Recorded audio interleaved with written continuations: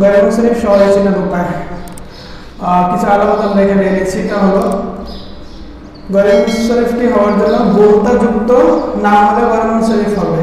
যদি গোলতা যুক্ত নাম হয় তাহলে মনে করবেন গয়র মুনসারিফ হবে। যেমন তলহা, ছেলের নাম কিন্তু গোলতা হয়েছে, এটা একটা গয়র মুনসারিফ। আয়েশা গোলতা হয়েছে, গয়র মুনসারিফ। আলিফে মাকসুরা বিশিষ্ট ইসমে মুআন্নাস হবে। আলিফে মাকসুরা মানে সংক্ষিপ্ত আলিফ। এই যে নুসর, যিকর, তারপরে বুশর, এই যে আলিফটা, এরকম আলিফে মাকসুরা বিশিষ্ট আলিফ থাকলে গয়র মুনসারিফ।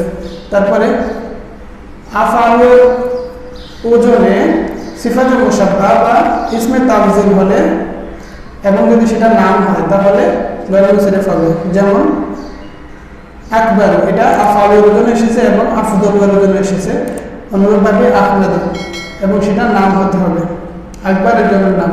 তারপরে অনারবি নাম হওয়া, অর্থাৎ আরবি নাম নয়, অন্য কোনো যে কোনো ভাষার নাম হলেও একটা গয়র মুনসারিফ হবে। যেমন বরিস, জনসন। তারপরে অনেক ফিরান, এরকম নাম হতে পারে, অনেক নাম আছে গয়র মুনসারিফ মানে অনারবি শব্দ। তারপরে মাফাইলু আর মাফাইলু দাওয়াদু এর ওজনে যদি জমা হয় তাহলে সেটা গয়র মুনসারিফ হবে। যেমন মাসাবিহ। তারপরে আলিফে মামদুদা এর সাথে জমা হওয়া, আলিফে মামদুদা অর্থাৎ দীর্ঘ আলিফ, যেমন আশিয়াউ, আগনিয়াউ, এরকম আলিফ থাকলে সেটা গয়র মুনসারিফ হবে যদি শব্দটা জমা হয়। তাহলে তারপরে ফেলের ওজনে নাম হওয়া, কোন ফেলের ওজনে নাম হলে সেটা গয়র মুনসারিফ হবে। যেমন ইয়াজিদু, ইউশা, ওমর, দুরাবের ওজন, এরকম ভাবে এগুলো সব ফেলের ওজনে এসেছে এবং নাম হয়েছে।